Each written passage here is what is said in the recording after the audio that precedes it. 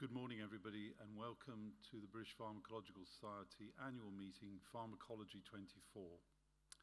I'm Mark Caulfield, and I'm the president of the BPS, and I'm joined here on stage by David Nutt, who's going to speak to us in a moment, and Cherry Wainwright, president-elect. So on behalf of Cherry and I want to thank you all for travelling to Harrogate, which is supposed to be the best boutique spa town in Britain.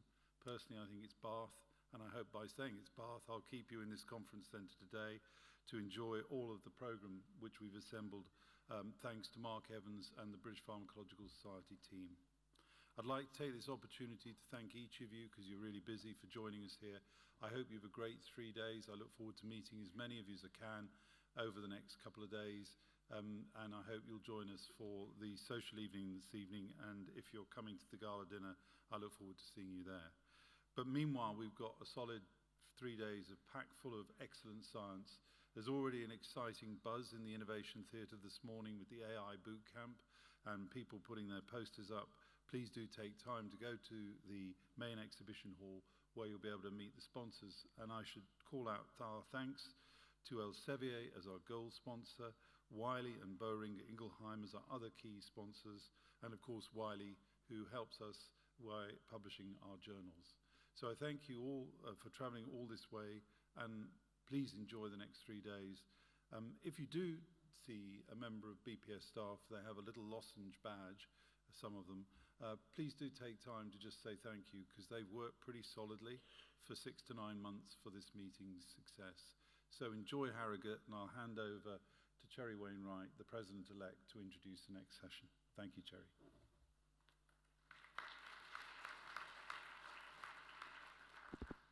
Can I have my microphone on? Yeah. Okay, thank you very much, Mark, for that great introduction. Before we start, just a couple of things to say. First of all, welcome everybody, and also a great thank you to our sponsors, as Mark has just highlighted.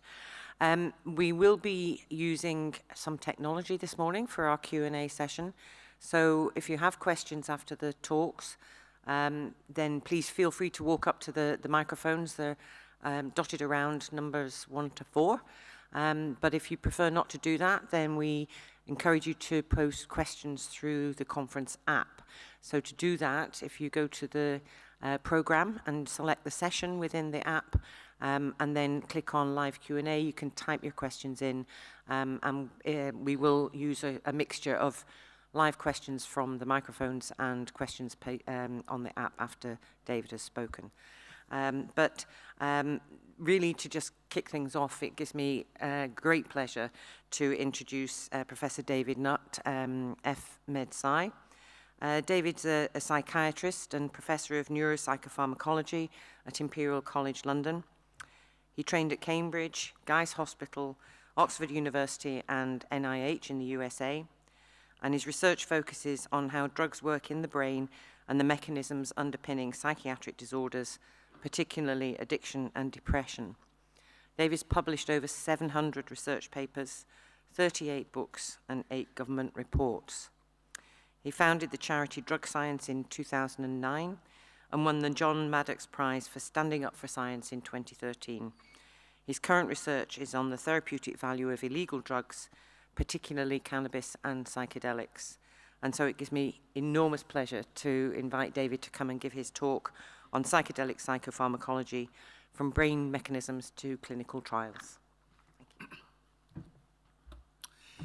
Well, thank you very much. It's great to be here speaking at the PharmSoc. I gave my first presentation as a poster abstract, I think, in 1981,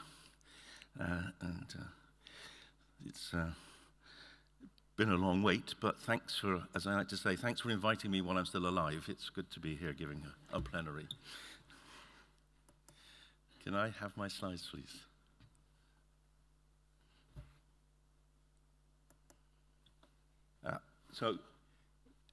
Okay, could you make that screen work as well? Because it's quite complicated to have to look behind me. I didn't realize they'd come up. Okay, those are my declarations of interests. The ones in red are relevant to today.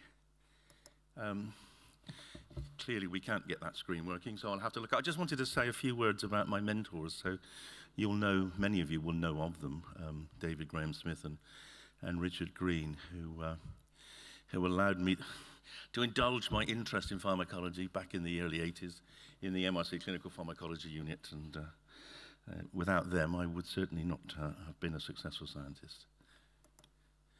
So I'm going to argue that psychedelics are actually the very first pharmaceuticals, and the reason I say that is that obviously when humans decided to start eating things that they could find growing wildly, they would have come across mushrooms. There are 200 species of magic mushrooms all over the world, and they would have eaten them. And the consequences of that was that they would have then drawn pictures of that experience, and that's the Algerian mushroom man. It's the oldest record we have of a psychopharmacological intervention. It's 5,000 years BCE. It's inconceivable to me that anyone would have drawn that mushroom man without having experienced mushrooms. It would be helpful if I could have this screen working. I mean, is that possible, do you think? Okay. Why do mushrooms produce interesting experiences? Because they contain something called psilocybin. And psilocybin is a prodrug of psilocin, and psilocin is a very close analog of serotonin, but it has greater activity at the 5-HT2A receptor, as I'll show you. Okay, it's progressing. Now, psychedelics have underpinned and been part of many, many cultures. I won't go through all of them, but they span the world. They come in from different sources. There are psychedelics from cacti, like mescaline, from fungi, like psilocybin, from cocktails. The very first polypharmacy, top left-hand image there, is of ayahuasca being brewed up. The indigenous peoples of the Amazon worked out that if you brewed up a mixture of two plants, one of which we now know contains DMT, the other of which contains the monoamine oxidase inhibitor harmaline. Together, you get a drinkable form of DMT, which normally would be broken down by the liver and the gut, but the monoamine oxidase blocks that, inhibitor blocks that, so you can get a drinkable form of DMT. And then as we go all the way around, we eventually get to the bottom left, which is perhaps the most important image for Western society, because as I guess we all accept, our culture is based largely on the premises and the insights of the ancient Greeks. And the ancient Greeks, as well as being very good at architecture and philosophy and logic and geometry, also were interested in pharmacology. And they discovered that if you dissolved ergot, which contains lysergic acid products, in wine, you got a very powerful drink, which they called the kykeon. And the kykeon they used to fuel their celebrations called the Eleusinian Mysteries, out of which many other aspects of Greek culture emerged. And you can make the case that the psychedelic experiences and the mind-opening of produced by the kykeon could have underpinned a lot of the major advances the Greeks made, which we still celebrate today. But let's move forward a bit now, shall we? The very first modern study of psychedelics actually was not with a drug, but it was with nitrous oxide. So this is Humphrey Davy, who, as you know, was president of the Royal Society. Great scientist, discovered more elements than any other person. And he took nitrous oxide, became quite interested in its effects, and wrote this: "Nothing exists but thoughts. The universe is of impressions, ideas, pleasures, and pains." And he was so transfixed by the psychological impact of nitrous oxide that he formed a special society within the Royal Society. He called it the Chemical Philosophy Group, and they ran for several decades using drugs and nitrous oxide to explore consciousness. And it's kind of chilling, isn't it, to think that 200 years ago, nitrous oxide was seen as a way of understanding consciousness. And in the last government, it was banned because people didn't like littering with whippets. So hardly much progress there in the last 200 years. And of course, a similar story, it relates to psychedelic drugs. The big breakthrough came in the 1940s, when Albert Hofmann was trying to improve on the the lysergic acid elements of the kykeon. He was making derivatives of lysergic acid, made that diethylamide derivative, and it turned out to be very different from his anticipation. He was looking for a vasodilator. It turned out it was a mind opener. There he is on his 100th birthday, sitting in his villa overlooking Lake Geneva. He worked for Sandoz. And I think that's color-coded. I don't think his villa actually looks like that, but he did live to 102, and he took LSD at sub-psychedelic doses for most of his life since the 1940s. And because it was an utter breakthrough in terms of brain science, it was the first drug we had as scientists, psychiatrists, to study the mind, to change consciousness in a way which was useful and meaningful. Sandoz made it available for research around the world. And in those days, there were no treatments for psychiatric disorders. There were just sedatives like antihistamines and opiates. So psychedelics changed the way we thought about the brain. And the BPS was involved in those early studies. There's Gadam, one of the founders of this society, who came to the conclusion that LSD had a role on the serotonergic system because he showed that LSD blocked the effects of 5-HT in peripheral tissue. And we now know it's a kind of partial agonist. And he postulated a role in mood regulation. Most of you won't have heard of Joel Elkes. He was a very interesting man. He was a refugee from Eastern Europe, became the first professor of experimental psychiatry in University of Birmingham in the early 1950s. And he studied LSD. And he came to this conclusion, which is remarkably prescient. Our own work in cats and a small number of human volunteers, of whom I was the first, led us to conclude later that LSD-25 was acting on serotonin-mediated receptor and exerting a selective inhibitory role on the organization of sensory information and the serial organization of information in time.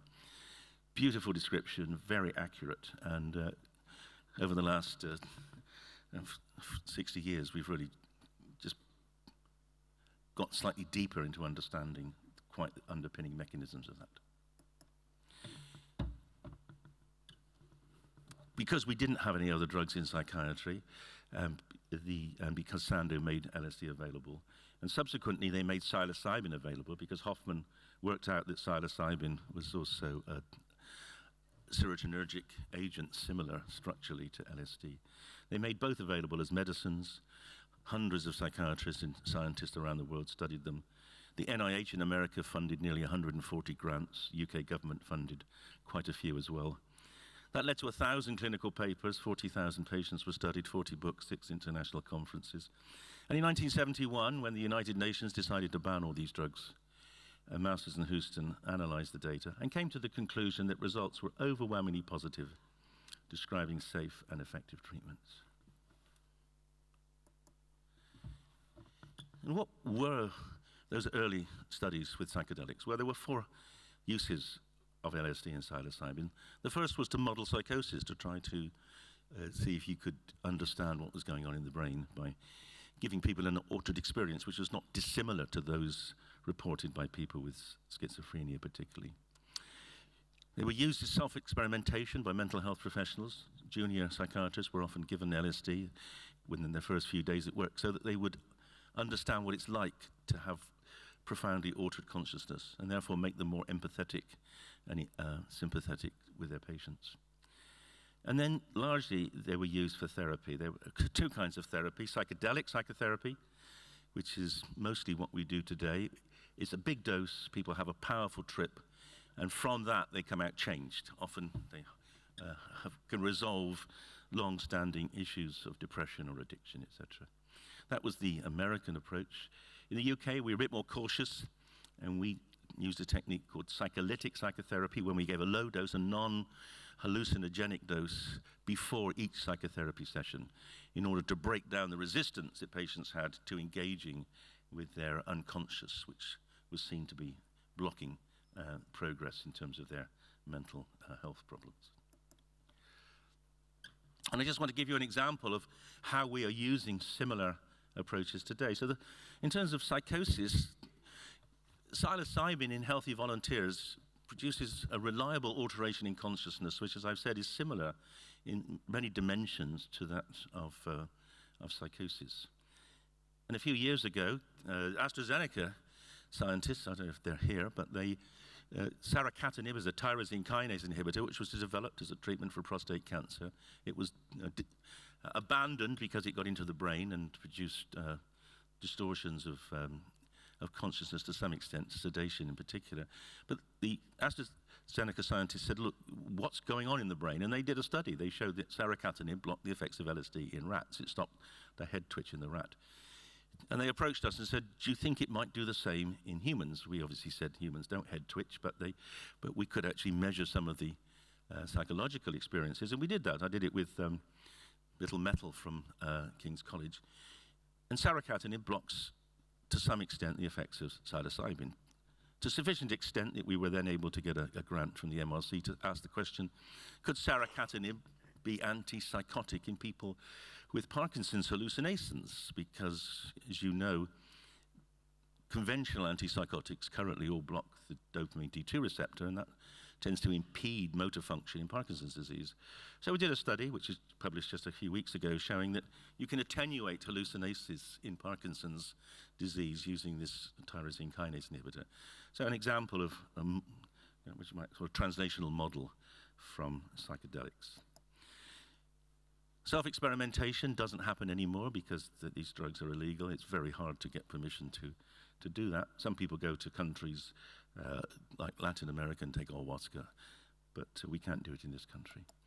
And what about psychedelic psychotherapy? Well, most of what I'm going to talk about today will be, the studies will have used psilocybin, 25 milligrams, very standard dose, very reliable psychedelic experience. But we're also interested in psycholytic psychotherapy because there are patient groups in whom a full psychedelic trip is not desirable, at least they tell us that. Our patients with OCD told us very clearly that they weren't prepared to lose control. Even if it would help their OCD, they wouldn't take the risk of losing control. So in the OCD study we recently completed, we compromised on a low dose, a 10 milligram dose, which is clearly psychoactive. It clearly loosens up people's beliefs, helps them, we think, deal with their obsessions better. And that study was quite interesting because it showed that the 10 milligram dose on the right-hand side of that graph significantly reduced the scores on the Y-box, which is a rating scale for OCD, for a week or two after the dose. So, and the lower dose on the left-hand side, it did not do that. So I think it's quite plausible that over time now, psycholytic psychotherapy will come to become as useful as psychedelic psychotherapy. Now, in the 50s and 60s, psychedelics were legal, and they were used by many intellectuals, including scientists. And these two people are particularly interesting because I think you'll probably all agree they're the two most important Nobel Prizes in medicine. On the left-hand side, Francis Crick worked out the nature of life coding with the DNA with Jim Watson. And Kerry Mullis, who was trying to work with DNA and couldn't get enough of it to do proper scientific investigations. But as he said, when he got his Nobel Prize, under the influence of LSD, he saw what he had to do. He had to get the double helix to unravel. And in his trip, he saw it unraveling and unraveling like a series of serpents, similar to what is often described by people who take psychedelics, particularly ayahuasca. And he hunted around, he found an enzyme polymerase that then could replicate that in the real life, developed the PCR, and he got the Nobel Prize. Crick's story is even more interesting in many ways because you might think, you wouldn't need to do more if you've actually discovered the coding of life. But he went on, he helped Sanger and Bremer got Nobel Prizes, and then he took LSD, and then he changed his whole direction. He left Britain, he went to America, and he became a neuroscientist because he became fascinated by his mind. And he wrote this book, and he said this: there is no scientific study more vital to man than the study of his own brain. our entire view of the universe depends on it. So rather reminiscent of what we were hearing with nitrous oxide earlier on. But as I've already intimated, psychedelics got banned. They got banned in 1971 internationally, slightly earlier in the US and the UK. And they got banned because of the Vietnam War. These drugs were seen as supporting the anti-Vietnam War movements. And that top left-hand image is the one that really scared US and to some extent other Western governments. Drop acid, not bombs.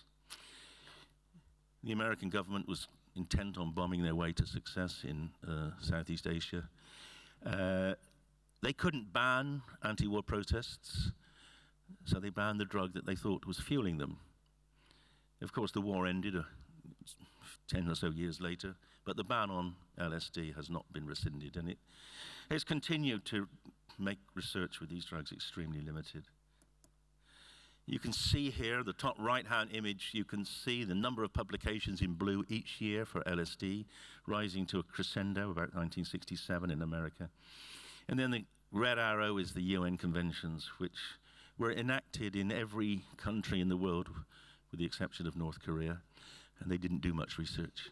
And you can see the cataclysmic fall-off in the output for LSD publications. And lower down, the red bars are publications on psilocybin. And for a couple of years, there were no publications on psilocybin in the early 90s. And this was a deliberate ploy to get rid of any knowledge of these drugs. They wanted to be written from history.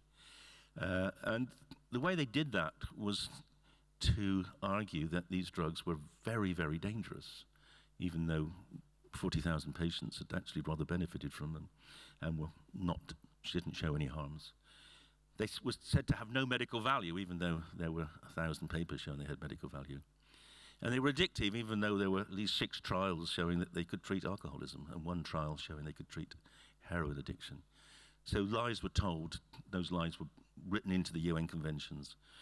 The drugs got banned for medical use as well as for recreational use. It was a vindictive, destructive approach, as I said, to try to eliminate knowledge because these were seen as too threatening to Western society.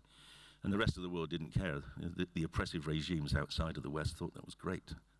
You know, the West is now catching up with their repression. I would argue that's the worst censorship of research in the history of the world. It's almost certainly the worst censorship of clinical treatment in the history of the world too.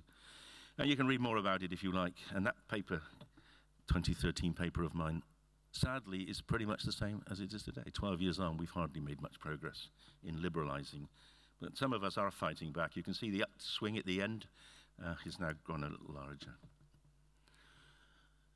So that's the history for those of you who weren't around at the time. Now let's talk about the science. So one thing is very clear, that the psychedelics I'm talking about, psilocybin, DMT, LSD, mescaline, they all work as agonists at the 5-HT2A receptor. So you can see there the correlation between the affinity or the clinical potency on the x-axis and the affinity on the y-axis. There's an extraordinary parallelity between those two features, and that tells us these drugs bind to the 2A receptor. We also know that drugs which block the 2A receptor, like ketanserin, risperidone, and mirtazapine, all block the effects of psychedelics. So we're very confident that the 2A receptor mediates their actions. And as you all know, we know the molecular structure of the receptor. It's a G-protein linked receptor. And we know a lot about the binding site for these drugs and their antagonists. But what we don't know is why these receptors are in the brain. My first experiments with 2A receptors back in early 1980s, when I was the subject to the first selective 5-HT2A antagonist. We all assumed it would do some interesting things. Actually, it did very little apart from increase slow-wave sleep. It was always a rather paradoxical why these receptors are there. As we've gone on to study psychedelics, we now know they must play a role in organizing and orchestrating cortical function. And they're particularly highly expressed in the areas of the cortex which are most recently evolved. So these two heat maps show the relationship between, on the left, the density of 5-HT2A receptors, with red being highest density. And on the right, the evolution of the human cortex, with red being most recently evolved. And you can see there's a peculiar overlap between these receptors and the cortical evolution. And the most recently evolved parts of your cortex are called the transmodal cortices. They're the parts of the brain which make you uniquely human, that make you actually think about what you're doing and make you study, make you ask questions, make you evaluate things. And we don't exactly know why there are so many 2A receptors there, but we think it's probably got something to do with insight and understanding and laying down of fundamental principles which essentially drive the way the brain and society work. And you can read a bit about that in a recent review we've just published. And 2A receptors are peculiarly densely located on the layer 5 pyramidal cells in the cortex. And these are the cells which make the communication across the cortex. So these are the cells which bring together the massive computing power of the 100 billion neurons in your cortex. And if you stimulate, if you give a 5-HT2A agonist, those cells depolarize powerfully. You can see that in the right-hand image, and that produces a very altered state of consciousness.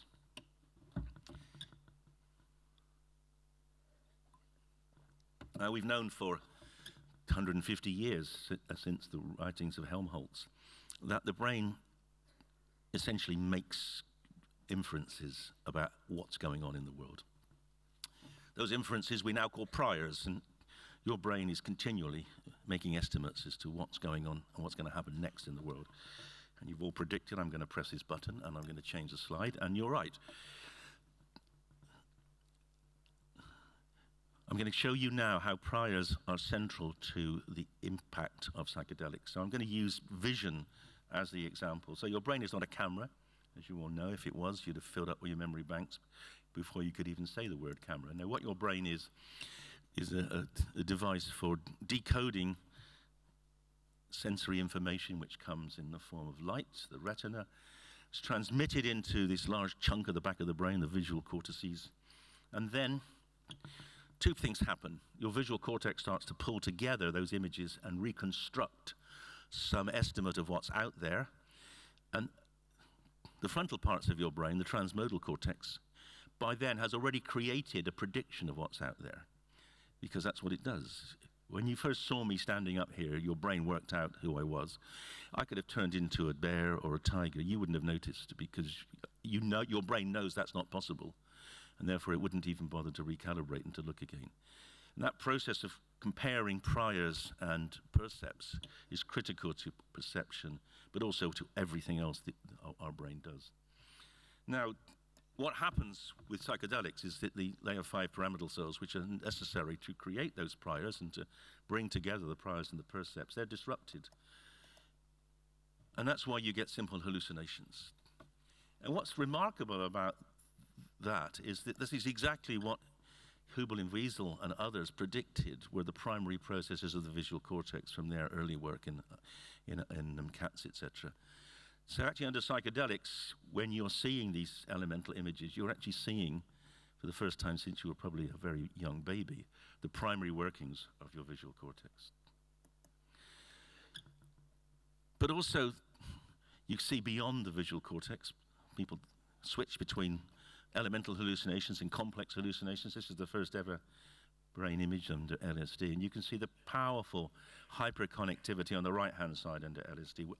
Under LSD, all parts of the brain can be connected, and that's why people have powerful both visual and sensory and images, but also connect images to memories, feelings, etc. Those were fMRI images. We can also use magnetoencephalography to measure changes in brain function. And these are a beautiful series of images that we did in collaboration with the group in Cardiff University. It's very similar, MEG is very similar to EEG in the sense that we look at the same power bands, at the top of the low power, at the bottom of the high power.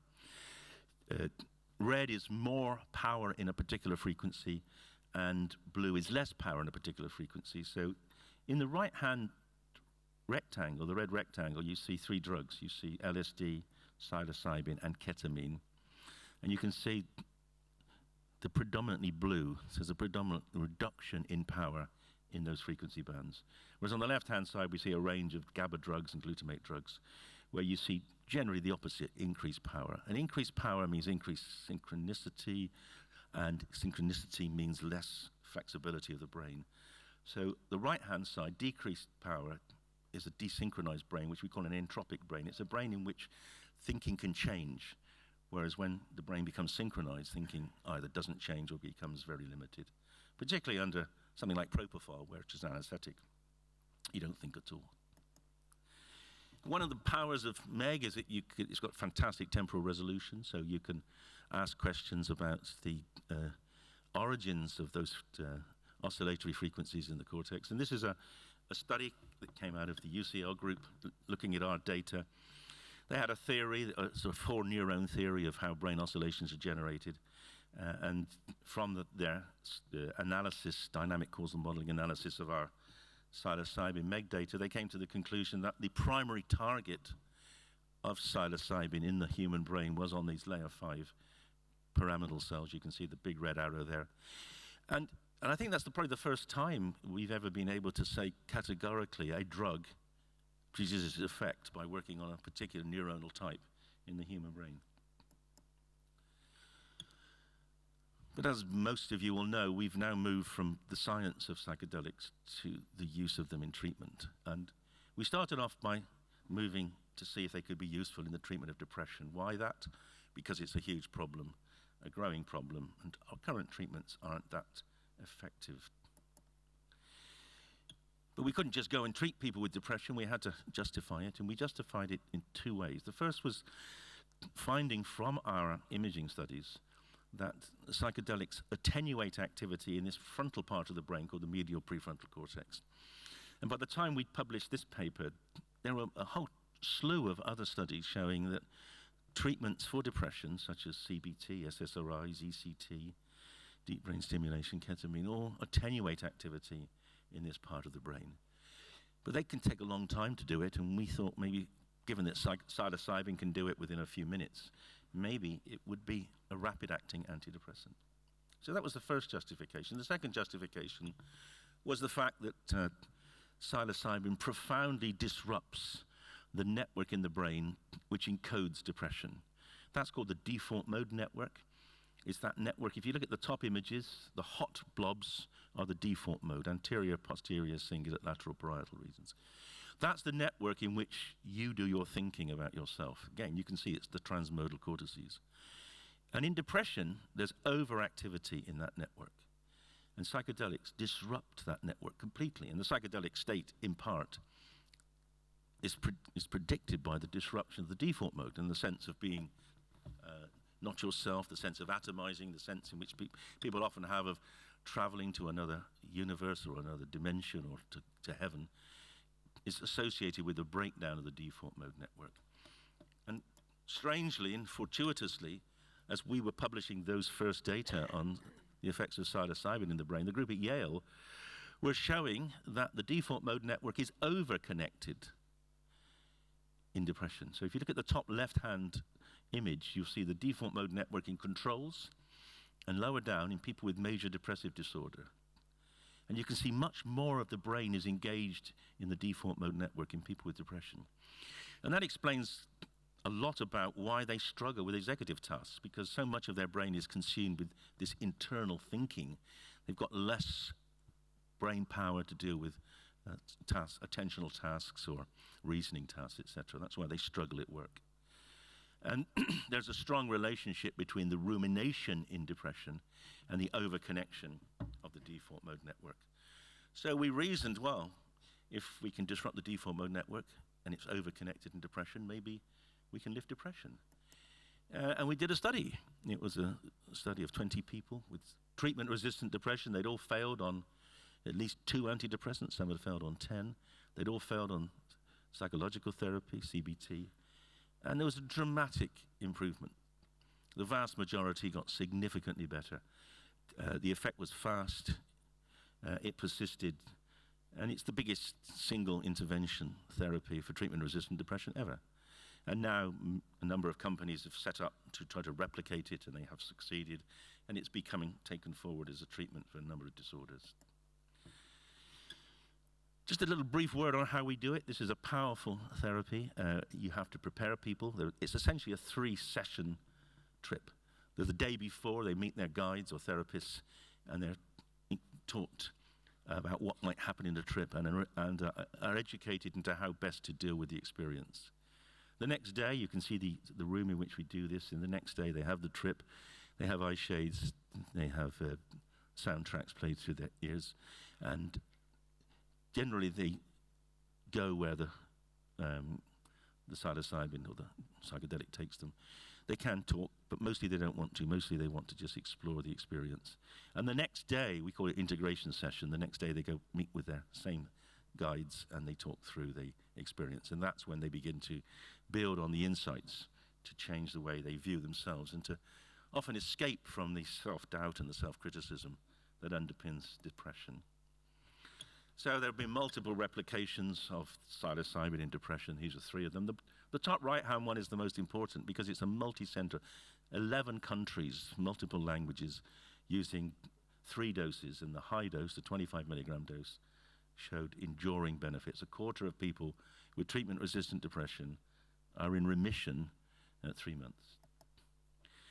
And there are also trials in other disorders, end-of-life anxiety and depression, stopping smoking, stopping drinking, OCD, anorexia, pain. You might say, well, this doesn't make sense. These are all different diagnoses. How can one treatment work across all those different disorders, especially when conventional psychopharmacology uses very different treatments?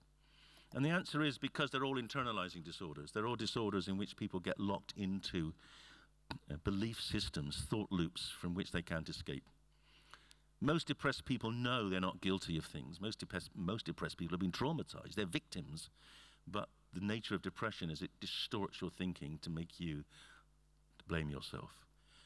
People with OCD, they know they don't have to wash their hands 30 times to get rid of germs, but they can't stop doing it. And what psychedelics do is break those thought loops and allow people to essentially reset their brain so that they can think as they used to.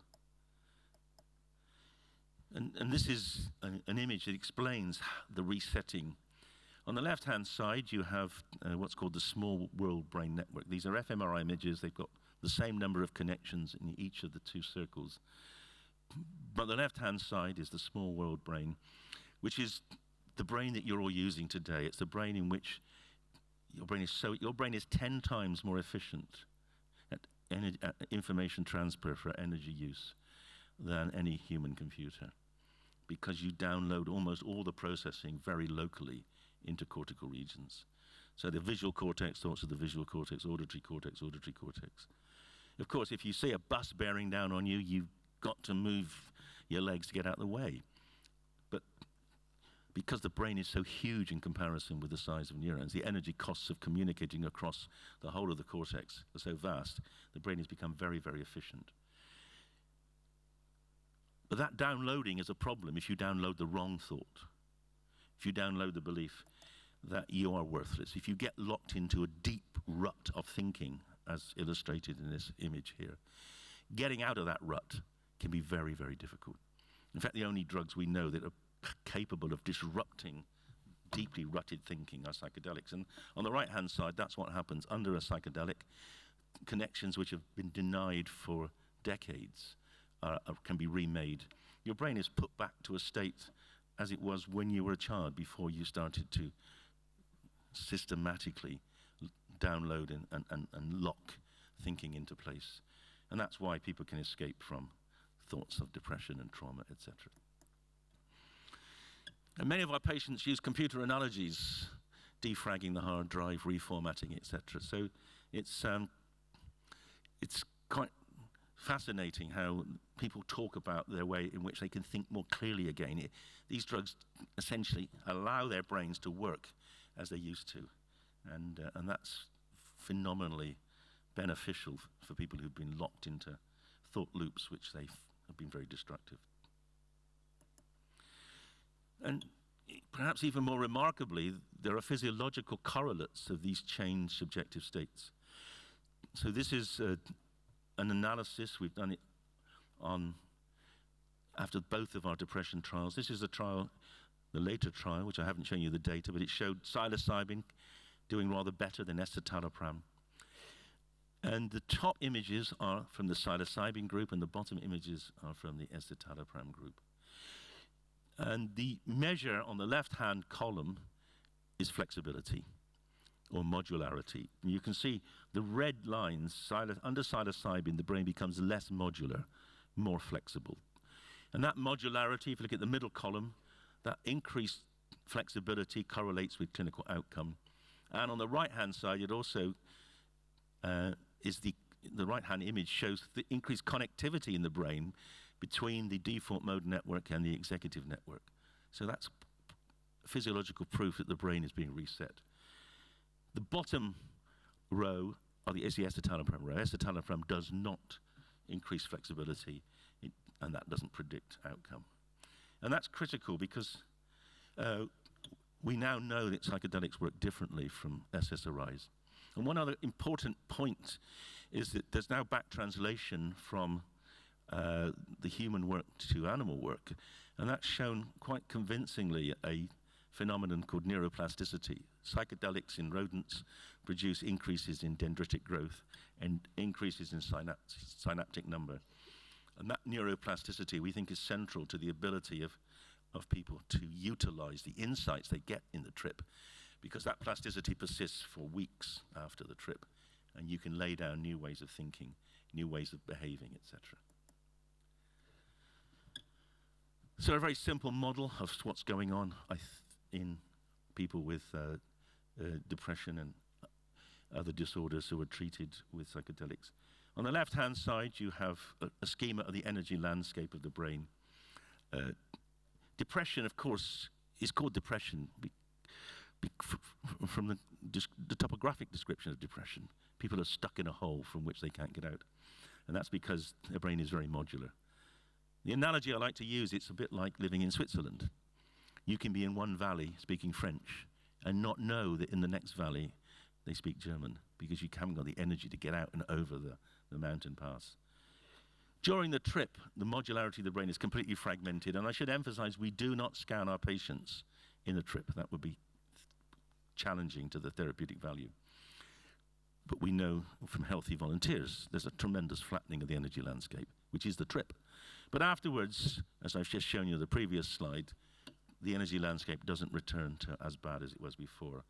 And that allows people, even if they start to slip back into a depressive thought, to get out of it, because the mountains are less steep. So now we have two ways of lifting depression. We have the classical way, using antidepressants like SSRIs. That's the top row there, the blue row. SSRIs work in the limbic system. They suppress activity in the stress centers of the limbic system, particularly the amygdala. They dampen down anxiety.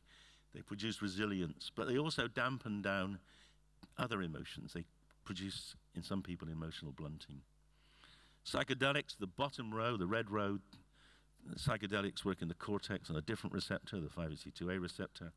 They increase cortical activity. They produce a perturbation, a disruption of inflexible thinking, and they allow people to escape.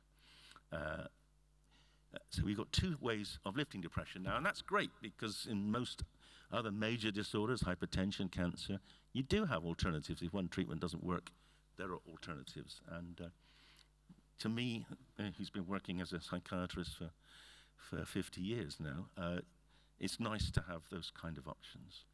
And I'll just give you an example from one patient who's been through both treatments, and this rather sums up the difference. Where escitalopram, the SSRI, nulled me to be less scared, psilocybin has made me realize that fear is not something to be feared. So I'll finish with this quote from George Bernard Shaw: those who cannot change their minds cannot change anything. And what we have done, I think, I hope I've convinced you, is we've changed the minds of our patients through changing their brains. What we have to do now is change the minds of the public. That's not going to be difficult.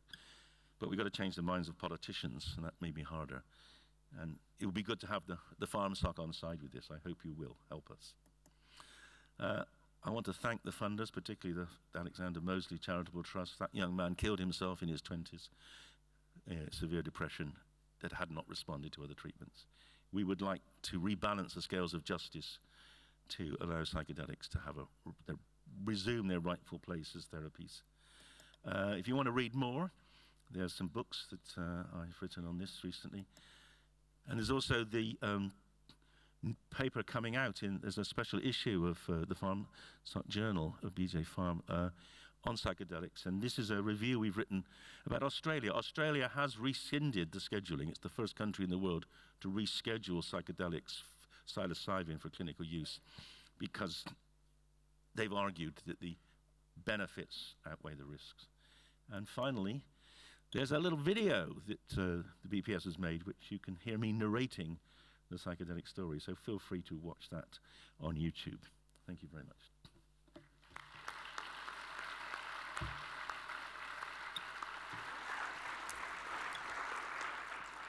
Thank you, David, for such an enlightening talk.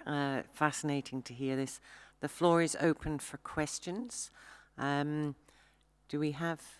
Please feel free to come and use the microphones, or if we have some through the app. Maybe I could ask you myself, David, if in an ideal world your wish to have the use of psychedelics embedded within clinical practice, how many lives do you think this could save, considering that depression is linked to yeah, self-harm? That's a really super question. I mean, the answer is, well, historically, probably several 100 million premature deaths because we haven't had access to these medicines for 50 years. It's somewhere between, it's probably about 1 million suicides a year in the world. So maybe half of those. And then you've got all the other perturbations of lifespan from disorders like addiction and depression. So probably many millions of lives each year would be massively improved if we had access to these. Okay, thank you. Microphone 3 over there. Thank you. Anne Hayes, go on. She's at number 3. Go on, Anne. David, you're obviously profoundly changing people's thinking here. I mean, what are the downsides? So you talk about an increase in neuroplasticity and synaptic density. That's a feature of autism, for example. Yeah. Changing people's thinking so profoundly in these ways must have some downsides. Well, that's an interesting question, and I want to, you emphasize something really important. Neuroplasticity by itself is not the answer. Actually, one of the most neuroplastic substances of all is cocaine. It doesn't take much cocaine to get you locked into using cocaine. So neuroplasticity is only helpful if you are going in the direction where you're actually using it to improve your quality of life. The great thing is about psychedelics is that they're not addictive like cocaine. So even if if the neuroplasticity, if you're not using it appropriately, if you keep using the drug, eventually you get, well, not eventually, quite rapidly, within days, you get over a complete tolerance. So psychedelics can't be abused in that way. Can they actually make people think things inappropriately? Yeah, and the answer is yes, if they're taken by people who've got psychosis. And we rigorously exclude anyone with a history of psychosis or family history of psychosis from the trials. That's the biggest risk, that you can accentuate psychotic experiences. Thank you. Okay, over here, thank you. Thanks, David, great talk. The phase 3 trials for TRD and MDD have slightly stalled recently. Yeah. I just wondered what your thoughts on that was. Well, they're because investors are scared that psychedelic drugs will stay illegal. It's proved extremely difficult for companies to raise enough money to do the trials because investors, see that this is a challenging field. But some of you may know that the other psychedelics make good progress therapeutically recently is MDMA.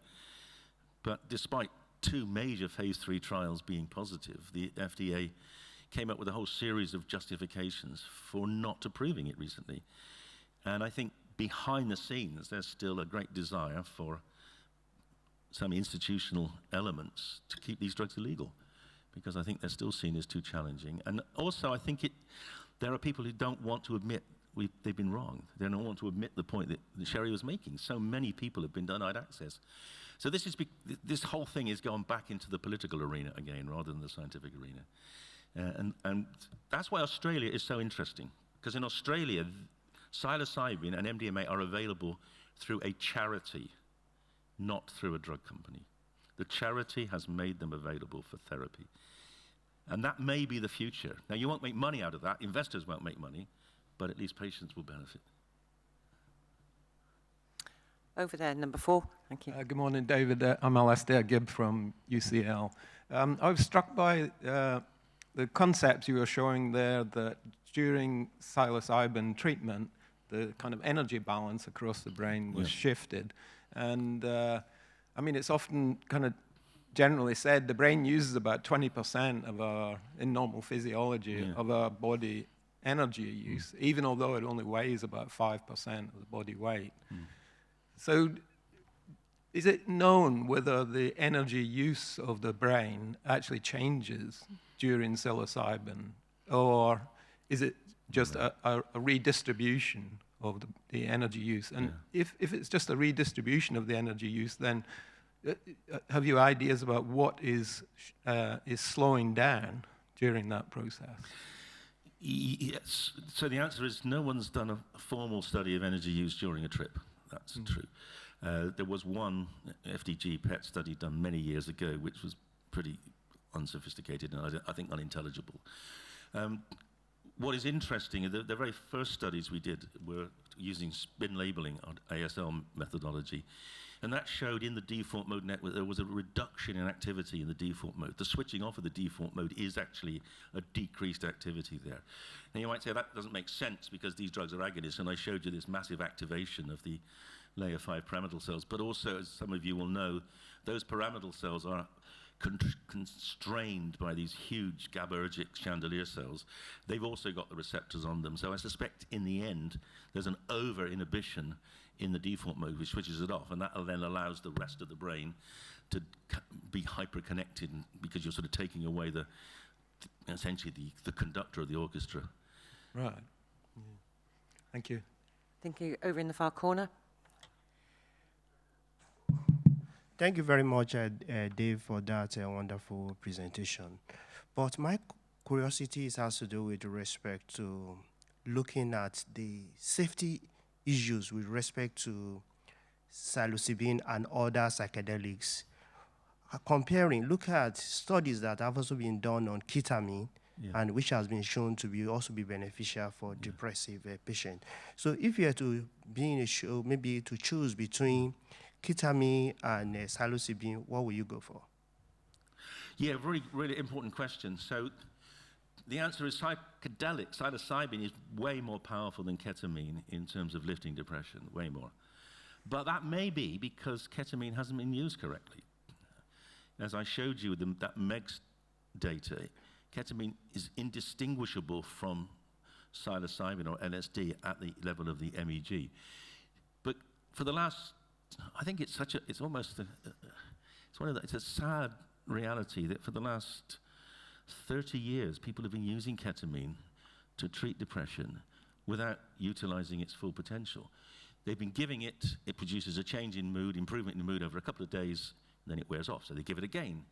But they don't utilize the psychedelic experience and the changes in plasticity which ketamine produces to embody new ways of thinking. And that's what we do. We use ketamine now clinically because we can't use psychedelics because they're illegal.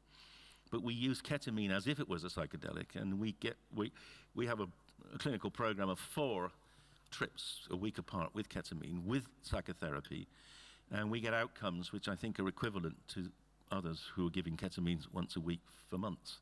So we can improve on ketamine, and currently it's the best way of treating resistant depression if you do it properly. Mark. David, excellent talk. Thank you so very much for that.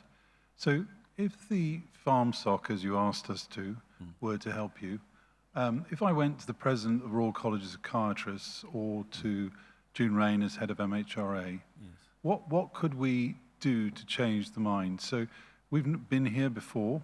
So thrombolytics were first used in treatment of myocardial infarction in the 1950s, and because the dose administered was too high, the bleed rate was very high, and we then abandoned them for about 25 years, and then we thought, what if we gave a smaller dose? So there are, in our history, molecules that have gone in and out of favor and come back again. So what should we do? What did the Australians have to make them decide to let a charity issue this? And what would be the view of the other learned societies or colleges or regulators? Yeah, well, thank you for that. And it's good to know that you're thinking of getting on side. The answer is the Royal College of Psychiatrists is open-minded. I mean, they just sadly, these are the first serious innovation in psychiatric treatment for 50 years. So there's a huge need, as you know, for innovation. And so there's a lot of sympathy. And I think, to be honest, having proper pharmacologists supporting the psychiatrists, they would find that reassuring, because they're never quite sure what I am. And then the regulators have said for a long time they would like to have real-world evidence. We would like to have real-world evidence. The Australians are generating real-world evidence, because one of the conditions, so the Australian regulators, called the TGA, there were two conditions that had to be met in order for them to reschedule. And the first was that people administering it had to be trained. And the Australian charity that set it up was really clever, because they've been training people for the last 5 years in anticipation of this. So they would have 150 trained psychiatrists. And the second was that data should be collected. And there's a national committee in Australia, and I'm an external assessor on that is collecting the data. Now, if the MHRA said, yeah, let's do that, let's reschedule to Schedule 2, which is still difficult to work with, like medical cannabis, but let's reschedule to Schedule 2 and allow or insist on the appropriate treatment using regimes like we've demonstrated with proper data collection, we could massively, massively accelerate our knowledge. Thank you. I think we are really out of time now, because we have to be prepared for the next session, but hopefully David will be available during the coffee breaks if they would like to follow you there to ask any further questions. So yeah. I'm sorry to come up here and I'll come and talk to you now. Yeah, but we have to stick to time, I'm afraid, and the time slot for this is up. So I would just like the audience to join me in saying thank you very much to David for his superb talk this morning.